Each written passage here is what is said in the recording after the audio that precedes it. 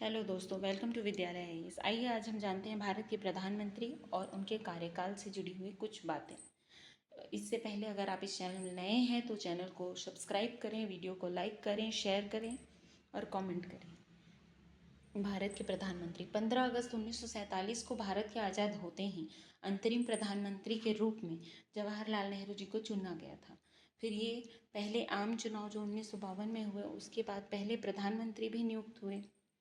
फिर 15 अगस्त 1947 से 27 मई 1964 को 64 तक ये रही।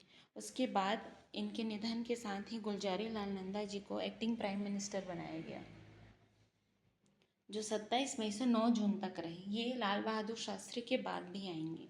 फिर उसके बाद लाल बहादुर शास्त्री जी को 9 जून 1964 को प्राइम मिनिस्टर चुन लिया गया था, जो 1966 11 जनवरी 1966 तक ये प्राइम मिनिस्टर रहे।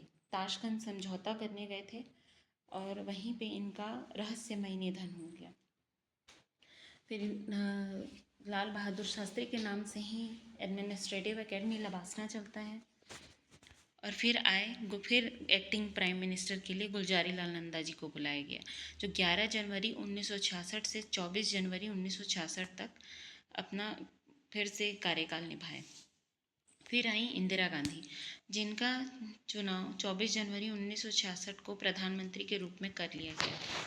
फिर यह 24 मार्च 1977 तक इनका पहला कार्यकाल था। इसमें ये दो बार प्रधानमंत्री बनी थी।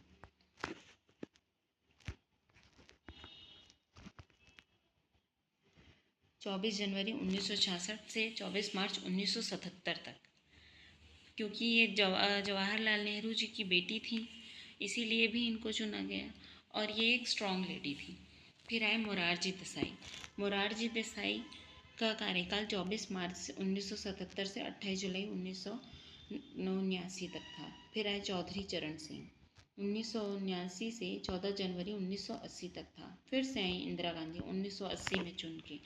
1980 से 31 अक्टूबर 1984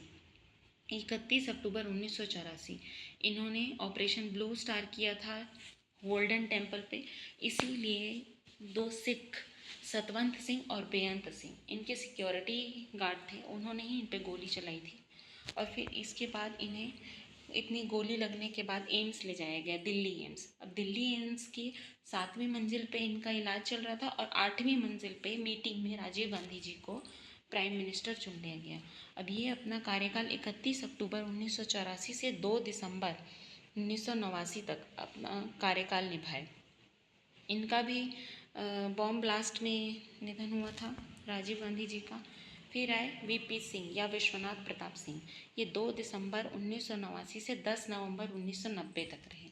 फिर आए चंद्रशेखर। अब राजीव गांधी और विश्वनाथ प्रताप सिंह के बाद थोड़े देर के लिए ये सब अव्यवस्थित था, सब थोड़े थोड़े टाइम के लिए आ रहे थे। सरकार गिर रही है, कभी कभी प्राइम मिनिस्टर के ऊपर अविश्वास प्रस्ताव लाया जा रहा है। फिर विश्वनाथ प्रताप सिंह 2 दिसंबर 1989 से 10 नवंबर 1990। चंद्रशेखर 10 नवंबर 1990 से 21 जून 1991। इसी दौरान भारत में वित्तीय आपातकाल पड़ा था। फिर आए पीवी नरसिम्हा राव। पीवी नरसिम्हा राव इसमें थोड़ी सी स्थिरता लेके आए। 21 जून 1991 से 16 मई 1996 तक इनका कार्यकाल रहा। फिर आए अटल बिहारी वाजपेयी। पहली बीजेपी की सरकार आई थी इस दौरान, 16 मई 1996 से 1 जून 1996। फिर आए HD देवेगौड़ा, 1996 से 21 अप्रैल 1997 तक। फिर से आए थे अटल बिहारी वाजपेयी। इस बार इनका पूर्ण कार्यकाल था। जब पहली बार अटल बिहारी वाजपेयी आए तो वो अस्थिरता के दौर में आए थे, कुछ ही दिनों के लिए चुन के। 15-16 दिन का कार्यकाल था इनका पहले बार में। फिर अटल बिहारी वाजपेयी वापस आए उसे 1998 से 2004। इसी दौरान इन्होंने पोखरण में स्माइलिंग बुद्धा ऑपरेशन किया था, परमाणु परीक्षण, जिसे हम सब परमाणु परीक्षण कहते हैं, पोखरण।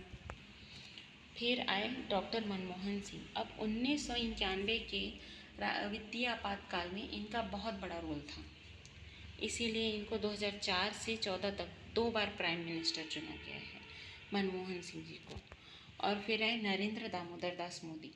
इनका इनका पहली नियुक्ति 26 मई 2014 को हुआ था। उसके बाद से अभी ये इनका तीसरा कार्यकाल चल रहा है।